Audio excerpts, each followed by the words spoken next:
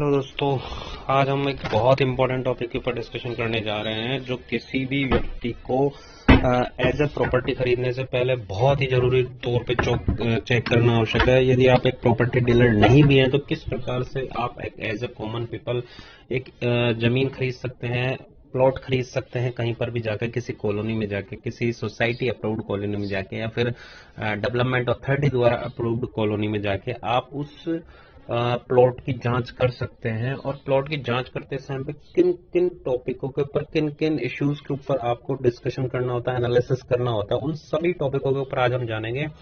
और आपको मैं बताने की कोशिश करूंगा कि किन टॉपिकों को जानकर आप उस जमीन की प्रॉपर वैल्यूएशन भी पता कर सकते हैं और साथ ही ये पता कर सकते हैं कि जो आप जमीन खरीदने जा रहे हैं वो सही भी है नहीं है, उसकी वैल्यूएशन फर्दर इंक्रीज होगी या नहीं होगी, या फिर रहने के हिसाब से भी आप उस जमीन को ले रहे हैं तो वो आपको कितनी सुटेबल रहेगी। तो इसमें काफी सारे टॉपिक्स रहेंगे, वीडियो थोड़ा लंबा बनेगा इसके अंदर, तो आप इसमें लास्ट तक बने रहिए। मैं आपको डेफिनेटली बिलीव दिला सकता हूँ कि वीडियो के लास्ट में आप काफी सारी इन्फॉर्मेशन आप गैदर कर पाएंगे और आप बिल्कुल एक आपका नजरिया चेंज हो चुका होगा किसी भी प्लॉट को देखते समय, किसी भी जमीन को देखते समय, और आप डेफिनेटली काफी कुछ नॉलेज लेने वाले हैं यहाँ से। तो दोस्तों आइए बने रहिए हमारे साथ और देखिए किस तरीके से किसी भी जमीन का प्लॉट देखा जाता है। तो सबसे पहले आप कहीं पर भी जाने से पहले, जमीन देखने से पहले ये डिसाइड करिए कि आपको इन्वेस्टमेंट पर्पज से करना है, सेल्फ यूज के पर्पज से करना है। यदि सेल्फ यूज के पर्पज से करना है तो उसमें हमें अलग नजरिए से देखना होता है और इन्वेस्टमेंट पर्पज से अलग यूज देखना होता है। इन्वेस्टमेंट पर्पज से हमें सबसे पहले तो ये देखना होता है कि उस जमीन के भाव किस स्पीड से एक्सपेक्टेडली बढ़ सकते हैं। और यदि सेल्फ यूज के लिए ले रहे हैं तो हमें काफी सारी चीजें देखनी होती है जो हमारी डेली लाइफ में सहूलियत हमें प्रदान करे। ठीक है, तो ये दोनों इंपॉर्टेंट पॉइंट होते हैं और दोनों का ही डिस्कशन हम अलग तौर पे करेंगे। और अदर जो पॉइंट्स है वो उसके हम देखते हैं किस तरीके से हम एनालिसिस करते हैं। तो सबसे पहले उस जमीन का आप ये देखिए कि उसका अप्रूवेशन कब का है। ठीक है, कि जो जमीन आप लेने जा रहे हैं तो उसका अप्रूवेशन का मतलब होता है कि जिसने, सोसाइटी ने या फिर डेवलपमेंट अथॉरिटी ने या फिर जैसे सपोज करो वहां पे जो म्यूनिसिपैलिटी कॉर्पोरेशन है वो भी जमीन के पट्टे प्रोवाइड करती है, तो जो उसका जमीन का जो पट्टा है सोसाइटी अप्रूव्ड है तो वो कब का है। सपोज वो 8-10 साल पुराना है तो ये मान के चलिए कि वो जो जमीन है उसके आप ऊपर आपको इंटरेस्ट रेट भी बैंक में पे कम करना पड़ेगा। क्योंकि क्या होता है, जब हम बैंक के पास जाते हैं तो बैंक आपकी एक क्रेडिट एक हिस्ट्री बनाता है और उस हिस्ट्री के अंदर यदि आपकी जमीन का अप्रूवेशन बहुत पहले का है, 5 साल 10 साल या 15 साल पुराना है, तो डेफिनेटली आपको कम इंटरेस्ट रेट के ऊपर पेमेंट करना होगा। क्योंकि ज्यादातर मिडिल क्लास लोगों के साथ प्रॉब्लम ये होती है कि उनकी लिक्विडिटी की प्रॉब्लम होती है, पैसे जो जमीन के देने होते हैं तो वो उसके लिए लोन लेता है। अब लोन लेता है तो उसके ऊपर लगने वाला इंटरेस्ट रेट भी एक बहुत बड़ा इश्यू होता है और इंटरेस्ट रेट यदि जितना कम होता है उतना ही फायदेमंद होता है। तो इंटरेस्ट रेट कम रखने के लिए आवश्यक है कि यदि जो जमीन ले रहे हैं वो यदि न्यू कॉलोनी में ना होकर के यदि सपोज करो पुरानी है तो उस केस में उसके अप्रूवेशन में जो होगी इजी वे में हो जाएगा और अप्रूवेशन के अंदर जो इंटरेस्ट रेट बैंक लगाएगा वो भी कम होगा। ठीक है, तो इसका मतलब ये नहीं कि आपको पुरानी सोसाइटी के आपने पट्टे लेने हैं या फिर पुरानी सोसाइटी के पट्टे देखने हैं, लेकिन यदि जमीन का पट्टा पहले कटा हुआ है तो उसमें आपका इंटरेस्ट रेट कम लगेगा। और फिर अप्रूवेशन के अंदर दूसरी चीज जो देखने की होती है कि वो जो जमीन आप लेने जा रहे हैं वो किस तरीके से अप्रूव्ड है, कि वो सोसाइटी एक्ट के तहत अप्रूव्ड है या फिर डेवलपमेंट अथॉरिटी के एक्ट के थ्रू अप्रूव्ड है। जैसे मैं सपोज बात करता हूँ राजस्थान के जयपुर की, तो यहाँ पे जयपुर में जयपुर डेवलपमेंट अथॉरिटी भी पट्टे प्रोवाइड करती है, तो वो जेडी अप्रूव्ड है क्या। तो जेडी अप्रूव्ड हम मान सकते हैं कि काफी अप्रूवेशन के अंदर काफी ऑथेंटिक इंस्टीट्यूशन है और उसके दिए पट्टे हाईएस्ट ऑथेंटिफिकेशन राजस्थान में रखते हैं। फिर उसके बाद में आता है कि कई हाउसिंग बोर्ड की कॉलोनी है क्या, हाउसिंग बोर्ड की जमीन है क्या। तो हाउसिंग बोर्ड की यदि जमीन है तो उसकी भी ऑथेंटिसिटी बहुत काफी अच्छी होती है। और मान लो नगर निगम का पट्टा है या फिर पंचायतों का पट्टा है तो ये भी ऑथेंटिक होते हैं और सोसाइटी अप्रूव पट्टे भी होने में ऑथेंटिक होते हैं। बस इनकी वैल्यूएशन जो होती है वो अलग अलग होती है। बैंक्स जो होते हैं वो जो डेवलपमेंट अथॉरिटी होती है, जयपुर डेवलपमेंट अथॉरिटी, उसके पट्टों को काफी प्रायोरिटी देते हैं, उसके इंटरेस्ट रेट में कम रखते हैं और प्रायोरिटी भी उनको ज्यादा देते हैं। तो अप्रूवेशन के अंदर आपको ये दो चीज देखनी होती है कि किस इंस्टीट्यूशन ने वो पट्टा प्रोवाइड कराया और कब वो पट्टा प्रोवाइड कराया गया था। तो इंटरेस्ट और जो हम लेंगे लोन इंटरेस्ट रेट रहेगा वो काफी कम होगा अकॉर्डिंग टू अप्रूवेशन के अकॉर्डिंग उसमें रहेगा। फिर नेक्स्ट चीज हम देखते हैं कि जमीन पर कोई पुराना बकाया तो नहीं है, कि किस जो जमीन ले रहे हैं तो उसका जो बकाया हो किस तरीके का है, जमीन पे जो बकाया चल रहा हो कितना उसमें रहेगा। जमीन पे कितना बकाया है ये चीज डिपेंड करती है कि जमीन के इसमें जो जमाबंदी होती है, तो जमाबंदी के अकॉर्डिंग हम काफी हद तक ये पता किया जा सकता है कि जो उसमें जमाबंदी के ऊपर, पुरानी जमाबंदी के आधार पे पता किया जा सकता है कि जो जमीन के ऊपर कोई पुराना जो बकाया तो नहीं चल रहा है, फिर जमीन का जो पट्टा होता है उसको कहीं गिरवी रख के तो लोन नहीं लिया गया है। तो यदि ऐसा किया गया तो उस पट्टे के ऊपर, उस पट्टा हो सकता है मॉर्टगेज के ऊपर हो, या फिर जो जमीन की जमाबंदी पे कोई लोन किसान के द्वारा लिया गया था तो वो भी उसमें मेंशन होगा। तो जमीन कन्वर्जन के टाइम पे उसमें उस चार्ज का भुगतान किया जाएगा, और जमीन के पट्टे भी यदि मॉर्टगेज में रखा हो तो उसका भी इंफॉर्मेशन हमें मिल जाएगी। तो जमीन पे कोई पुराना बकाया होगा और यदि आप उस जमीन को ले लेते हैं तो ये पेमेंट आपको ही करना पड़ेगा, एज ए आपके न्यू बायर के मानते हुए वो पेमेंट आपको ही प्रोवाइड करवाना पड़ेगा। फिर आप इसमें ये देख सकते हैं कि प्लॉट जो आप लेने जा रहे हैं वो छोटा है या बड़ा। यदि ज्यादा बड़ा प्लॉट है तो इसके मान के चलिए कि उसमें जो प्राइस रहे वो काफी कम रहेगा, और छोटे प्लॉट क्या होता है कि सभी प्रकार के लोगों की पहुंच के अंदर होता है। उसको एक गरीब आदमी भी खरीद सकता है, तो मिडिल क्लास वाला भी खरीद सकता है, और बड़ा व्यक्ति भी जो अच्छे पैसे रखता है वो भी उसको खरीदने की सोच सकता है। तो उसके वायर ज्यादा होंगे, तो छोटे प्लॉट की डिमांड ज्यादा होती है, इसलिए उसके प्राइस ज्यादा होते हैं। और बड़े प्लॉट जो होता है एक पर्टिकुलर जो रेंज वाला व्यक्ति होता है वो उसको खरीद सकता है, तो उसके प्राइस कंपैरेटिवली काफी कम होते हैं। तो छोटा प्लॉट है, बड़ा प्लॉट है, इस पे भी डिपेंड करते हैं उस जमीन या प्लॉट की, उसके प्राइस जो उसके भाव है उस पे भी डिपेंड करता है। ठीक है, फिर नेक्स्ट के अंदर आता है, फिर नेक्स्ट में आता है कि जो जमीन है उसमें किस प्रकार की मिट्टी है। जैसे आप सपोज करो कोई प्लॉट लेते हैं और उसमें बाउंड्री करवाने के ऊपर, उसमें जो जमीन की बाउंड्री करवाएंगे तो उसमें जो खुदाई होगी नींव भरवाते टाइम पे, तो वो जो उसमें लेबर चार्जेस लगेंगे वो उस जमीन की सॉलिडनेस पे डिपेंड करेंगे, वो सॉलिड जमीन है या फिर भूडे की जमीन है। भूडे की जमीन जो होती है, नले और मिट्टी की जमीनें जो होती हैं उसमें खुदाई बड़ी इजी ढंग से हो जाती है, तो उस केस के अंदर हम देख सकते हैं कि जो लेबर रेट रहेगी वो काफी कम रहेगी, और सॉलिड जमीन पर लेबर रेट काफी ज्यादा रहती है, क्योंकि उसको खुदाई करने में काफी प्रॉब्लम्स को फेस करना होता है। पत्थर और जो मिट्टी सॉलिड जमीन पे होती है उसको निकालने में काफी एफर्ट्स वहां पे लगते हैं। तो ये भी काफी इंपॉर्टेंट टॉपिक होता है, किस तरीके की जमीन है, कोई पहाड़ी क्षेत्र की जमीन है, कोई नदी नाले की जमीन है, तो वहां पे उस हिसाब से उसमें लेबर कॉस्ट, ये काफी चीजें उसको अफेक्टेड करेगी। और यदि मान लो वो उसमें आप जैसे सपोज करो नदी नाले की जमीन है, तो उस केस में आपको जो नींव खुदाई करवानी पड़ेगी वो भी 2 फुट से ज्यादा रखनी अवश्यंभावी हो जाएगी। 3 फुट या 3.5 फुट या 4 फुट तक या इससे भी ज्यादा आपको करवानी पड़ सकती है यदि वो नदी नाले की जमीन है, क्योंकि वो काफी ये मान सकते हैं कि हल्की होती है और उसमें पानी जाने की संभावना ज्यादा होती है। और सॉलिड जमीन होती है तो वहां पे खुदाई डिफिकल्ट होती है, लेकिन सॉलिड जमीन होने के कारण से आपको नींव की ज्यादा खुदाई करने की जरूरत नहीं है। 1.5 से 2 फीट या 2.5 फीट तक की खुदाई सफिशिएंट रहती है, और उसके बाद उसमें नींव करवाई जा सकती है। अब नेक्स्ट जो प्रॉब्लम आती है डॉक्यूमेंटेशन के टाइम पे, कि आप जैसे सपोज करो लोन लेने गए हो, तो लोन लेने के लिए हम पहले ऑलरेडी बता चुका हूं कि उसकी जो पट्टा है आपके पास में, उस जमीन का जो आप लेने जा रहे हो, उसका पट्टा किस इंस्टीट्यूशन ने वो प्रोवाइड कराया, वो सोसाइटी अप्रूव्ड है या डेवलपमेंट अथॉरिटी अप्रूव्ड है या फिर नगर निगम अप्रूव्ड है, म्यूनिसिपैलिटी कॉर्पोरेशन जिसको कहा जाता है, या हाउसिंग बोर्ड के द्वारा अप्रूव्ड है, या फिर पंचायतों के द्वारा अप्रूव्ड है। उसके अकॉर्डिंग उस व्यक्ति की क्रेडिट हिस्ट्री बनती है और उसी अकॉर्डिंग उसको जो लोन होता है वो प्रोवाइड करवाया जाता है बैंकों के द्वारा। तो ये भी देखना बहुत इंपॉर्टेंट है कि आपकी जमीन किस तरीके की है, सोसाइटी अप्रूव्ड है या फिर नगर निगम या फिर डेवलपमेंट अथॉरिटी के द्वारा वो अप्रूव्ड है। और नेक्स्ट में आता है, यदि सपोज करो आप जमीन ले रहे हो और उसके ऊपर आपको मकान बनाना है, तो आप डेफिनेटली प्रधानमंत्री आवास योजना में अपना फाइल लगाना चाहेंगे, ताकि जो 2,67,000 रुपए की maximum subsidy government of India के द्वारा प्रोवाइड कराई जा रही है वो मैक्सिमम आप ले सकें। लेकिन उसमें काफी सारे टर्म्स एंड कंडीशंस होती है, वो फुलफिल होने के बाद ही आपको ये ऋण मिल पाता है, और ये डायरेक्टली आपको न मिलके आपके जो बैंक का जो लोन होता है उसमें से उस अमाउंट को काटा जाता है। तो आपका जैसे सपोज करो कोई मकान आपने बनाया, तो वो कितने गज का है, क्या आपकी इनकम रेट है, इन सब चीजों पर डिपेंड करता है कि प्रधानमंत्री आवास योजना आपको मिलेगा या नहीं मिलेगा। तो आप जब बैंक में लोन के लिए अप्लाई करो तो उस समय आपको बैंक के जो कर्मचारी होते हैं, बैंक के जो मैनेजर होता है, उससे बात करने की जरूरत होती है कि प्रधानमंत्री आवास योजना में ये फाइल लग पाएगी या नहीं लग पाएगी, या इस जमीन के साथ में कोई इश्यूज तो नहीं है। वो सब इन चीजों पर डिपेंड करेगा। फिर आप उसमें देख सकते हो कि जब आप सपोज नौकरी पेशा व्यक्ति हो या फिर आपका बिजनेस है, तो जब आप इनकम टैक्स रिटर्न्स भरते हो तो आपको 80C में कितना डिस्काउंट मिल जाएगा। अब फाइनेंशियल ईयर 2021-20 में 21 और जो नेक्स्ट जो फाइनेंशियल चलेगा उसमें government of India already declare कर चुकी है कि वो जल्दी ही एटीसी में जो होम लोन लेने वाले लोग होते हैं उनको जो डिस्काउंट होता है वो उसको पूरी तरह खत्म कर देगी।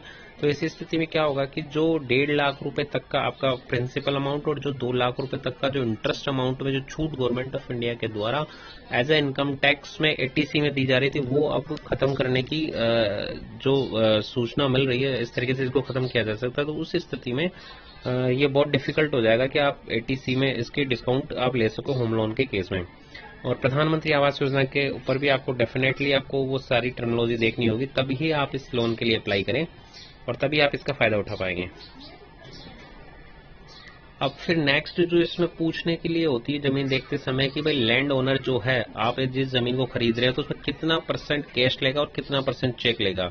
अब क्या होता है कि जब हम जमीन ले रहे होते हैं वहां पे डीएलसी रेट के अकॉर्डिंग ही हमारे रजिस्ट्रेशन चार्जेस लगते हैं, स्टाम्प चार्जेस लगते हैं, सरचार्जेस लगते हैं और उस डीएलसी रेट के अकॉर्डिंग ही हमारी जो जमीन की जो वैल्यूएशन होती है वो डिसाइड होती है। लेकिन वैल्यूएशन का जो अपन पैसे देते हैं वो मार्केट रेट के हिसाब से डिसाइड होती है और वो हर जगह की अलग अलग होती है। मार्केट रेट की जो होती है वो अलग अलग होती है। तो उस केस के अंदर जो आपका लैंड ओनर है आपको उसको पेमेंट मार्केट रेट के हिसाब से करना होता है, ना कि डीएलसी रेट के हिसाब से।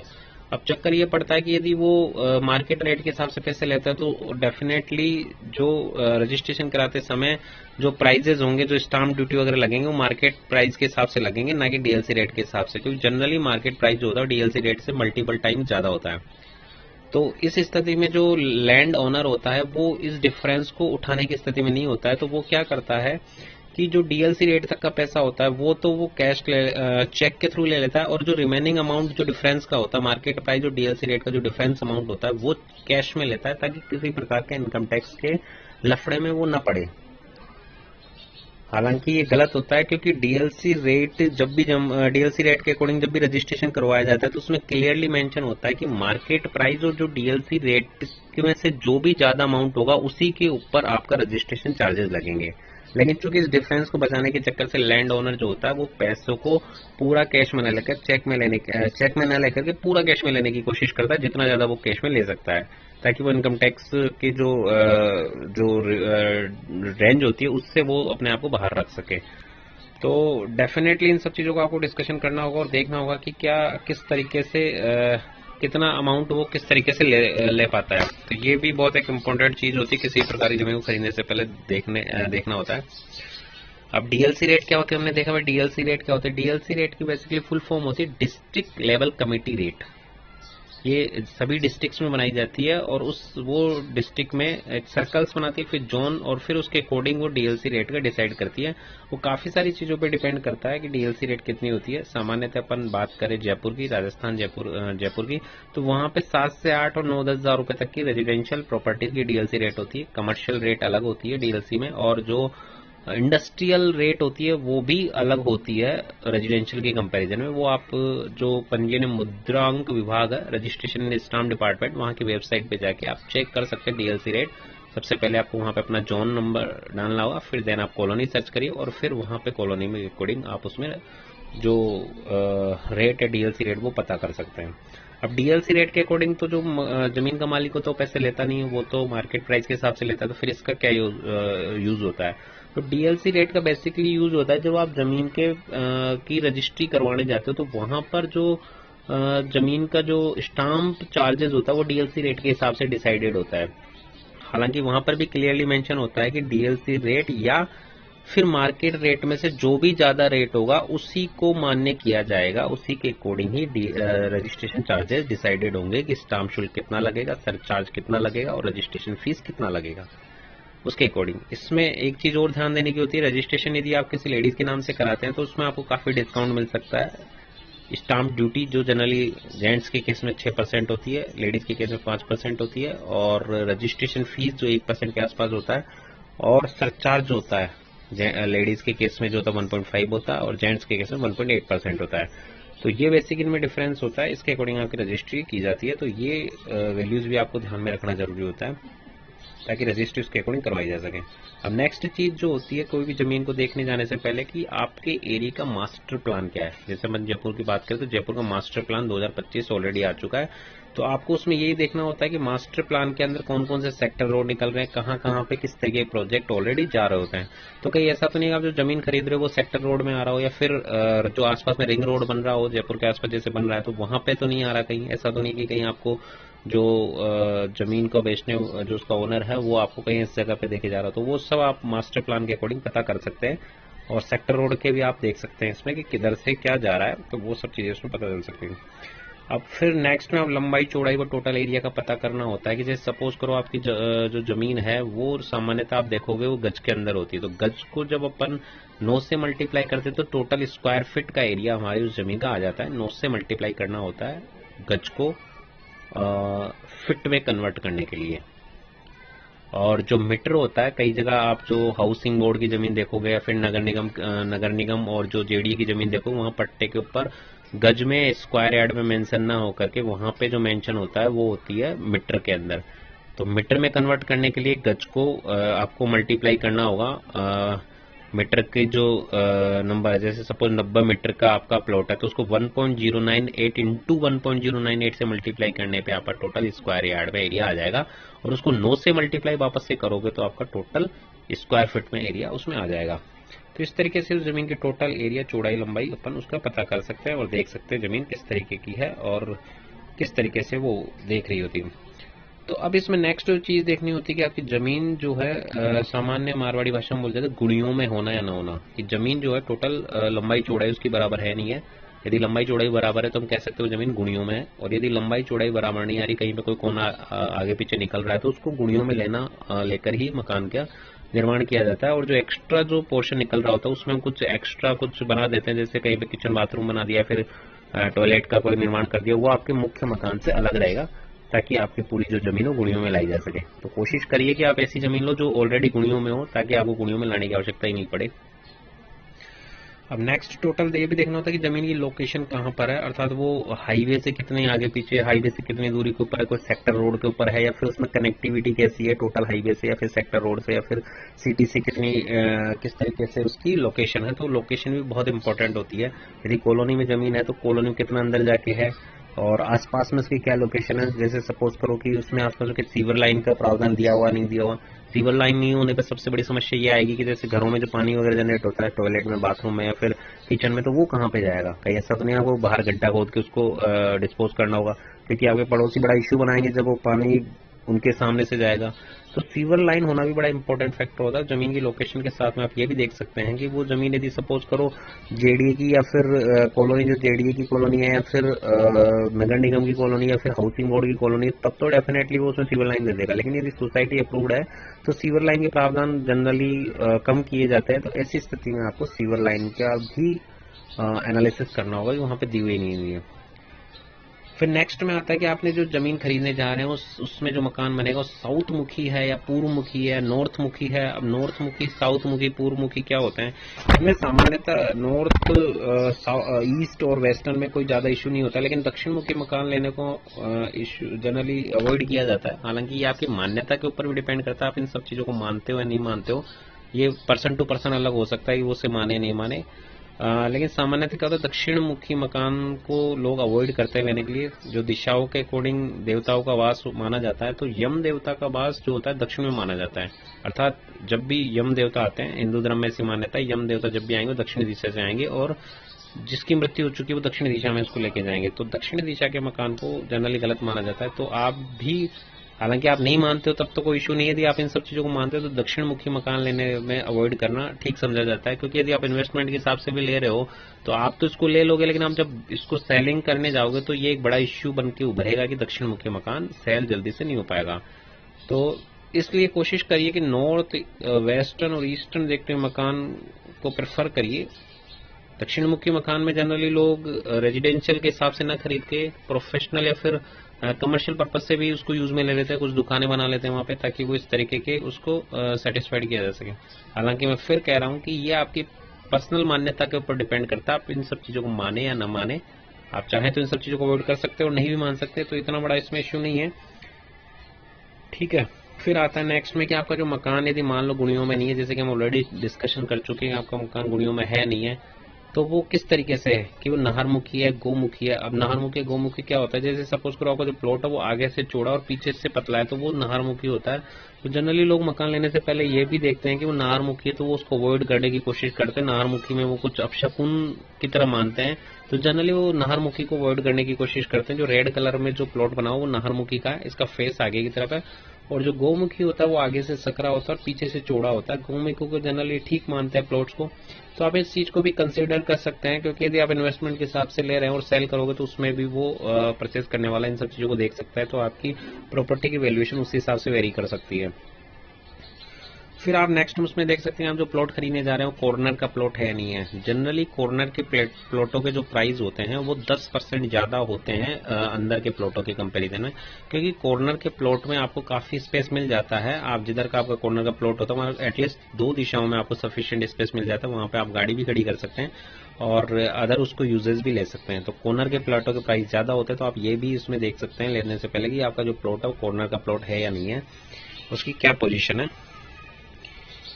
अब नेक्स्ट में उसमें ये भी देखा जा सकता है प्लॉट में जो इसका फ्रंट रोड, जो आपके मकान का जो फ्रंट है वहां पर कितना रोड है। तो जनरली मकानों में आप देखोगे कि 30 फीट के रोड होते हैं। यदि इससे बढ़ के रोड है 40 फीट 50 फीट 60 फीट जितना भी रोड है, या फिर मान लो सेक्टर रोड के ऊपर ही आपका मकान है, तो इसको काफी अच्छा माना जाता है। फ्रंट रोड जितना ज्यादा होगा उतनी उसको सहूलियत मानी जाती है, उस प्रॉपर्टी के दाम उतने ही ज्यादा, मार्केट प्राइस उतने ही ज्यादा होते हैं। और आप उसके साथ साथ उसमें साइड रोड भी देख सकते हैं। यदि आपका कॉर्नर का प्लॉट है तो साइड रोड कितना है, 30 फीट है 40 फीट है 60 फीट रोड है या फिर इससे ज्यादा है, तो किस तरीके का रोड है। इसके अलावा जो कॉलोनी में जो रोड कनेक्टिविटी के लिए जो मेन रोड होगा वो कितना फीट है, वो 60 फीट है 80 फीट है 200 फीट है, तो वो भी एक इम्पोर्टेंट रोड फैक्टर होता है जो देखना होता है कि वो कितने फीट का रोड उसमें कॉर्नर के अंदर कॉलोनी में आ रहा है। तो ये सभी रोड हमें देखना होता है, रोड के बारे में इन्फॉर्मेशन लेनी होती है। वैसे स्टैंडर्ड जो रोड का जो माना जाता है वो होता है 30 फीट आपके सामने, साइड वाला जो रोड 40 फीट, और जो कॉलोनी का मेन रोड है वो 60 या 80 फीट, और जो मेन आपका सेक्टर रोड होगा 200 फीट या 160 फीट यदि है तो उसको ठीक ठाक सा माना जाता है इस कंडीशन में। फिर इसमें आता है कि मेन सिटी से डिस्टेंस कितनी है आपके प्लॉट की, कि आप यदि प्लॉट ले रहे हो तो वो उसके मेन सिटी से कितना डिस्टेंस के ऊपर हो, 5 किलोमीटर 10 किलोमीटर 15 किलोमीटर, क्योंकि मेन सिटीज में सभी प्रकार की फैसिलिटीज होती है। वहाँ पे एयरपोर्ट भी होता है, रेलवेज के मेन स्टेशन भी होते हैं। इसके अलावा अदर जो फैसिलिटी होती है जैसे जीपीओ होता है और अदर जो डेवलपमेंट होता है मेन सिटी में ज्यादा होता है। तो मेन सिटी से कितनी डिस्टेंस पे, इस पर भी आपकी प्रॉपर्टी की वैल्यूएशन डिपेंड करती है। यदि मेन सिटी से पास में तो आपकी प्रॉपर्टी की वैल्यूएशन ज्यादा होगी, और सिटी से काफी डिस्टेंस पे है तो उसकी प्रॉपर्टी की वैल्यूएशन उसके अकॉर्डिंग कम भी होगी। अब नेक्स्ट आता है कि डॉक्यूमेंटेशन सोसाइटी अप्रूव्ड है, डेवलपमेंट अथॉरिटी अप्रूव्ड है। हम ऑलरेडी डिस्कस कर चुके हैं कि भाई किस तरीके का डॉक्यूमेंटेशन अप्रूव्ड है या नहीं है, या फिर वो कोई कब्जे की जमीन तो नहीं है, या फिर कोई सवाई चक या फिर जो जिसे हम कहते हैं नजूल भूमि तो नहीं है। ये सरकारी जमीन होती है, सवाई चक की जमीन और नजूल भूमि जमीन, और इस प्रकार की जमीनों में काफी ज्यादा इश्यूज होते हैं और आपकी जमीन आपका रद्द भी किया जा सकता है आपके पट्टे को, यदि आप इस तरीके की जमीन में फंस जाते हैं सरकारी जमीन में। तो आप इस प्रकार की जो सरकारी जमीन होती है जिनको गलत तरीके से बेचा जाता है उसकी जानकारी आप आपके निकट में जो हाउसिंग बोर्ड और जो डेवलपमेंट अथॉरिटीज के ऑफिसेज होते हैं, म्यूनसिपैलिटी के ऑफिस, वहां जाके पता कर सकते हैं कि कहीं वो सरकारी जमीन तो नहीं है। तो आप कोशिश करिए कि एक अच्छी अप्रूव्ड जमीन लो, वो एक सोसाइटी अप्रूव्ड हो सकती है या फिर हाउसिंग बोर्ड अप्रूव्ड हो सकती है, नगर निगम अप्रूव्ड हो सकती है। तो इन सब चीजों की जानकारी आपको रखनी होती है। इन सब चीजों को जानकारी रखने के बाद में मैं डेफिनेटली उम्मीद कर सकता हूँ कि आप किसी भी कॉलोनी की जमीन की वैल्यूएशन कर सकते हैं। खुद आपको किसी प्रॉपर्टी डीलर की जरूरत नहीं है, प्रॉपर्टी डीलर को हाई फीस देने की जरूरत नहीं है। आप अपने हिसाब से उस प्रॉपर्टी की वैल्यूएशन और लोकेशन जान सकते हैं, उसकी दिशाओं का नॉलेज ले सकते हैं, उसके मास्टर प्लान के बारे में जान सकते हैं। डीएलसी रेट के बारे में हमने डिस्कशन किया, तो डीएलसी रेट के अकॉर्डिंग आपको उसकी प्रॉपर्टी की वैल्यूएशन का पता चल जाएगा, और बैंक के द्वारा हमें इन्फॉर्मेशन मिल जाएगी कि हम जो लोन लेने की सोच रहे हैं तो कितना परसेंट तक लोन मिल जाएगा, किस इंटरेस्ट रेट पे मिल जाएगा, जमीन पे मिल भी पाएगा नहीं मिल पाएगा। फिर हम प्रधानमंत्री आवास योजना फाइल भी चला सकते हैं, जो 2,67,000 रुपए की जो मैक्सिमम सब्सिडी है उसमें से हम कितना परसेंट ले पाएंगे, एटीसी में कितना डिस्काउंट हम ले पाएंगे, वो सब चीजें भी हमने डिस्कशन करी।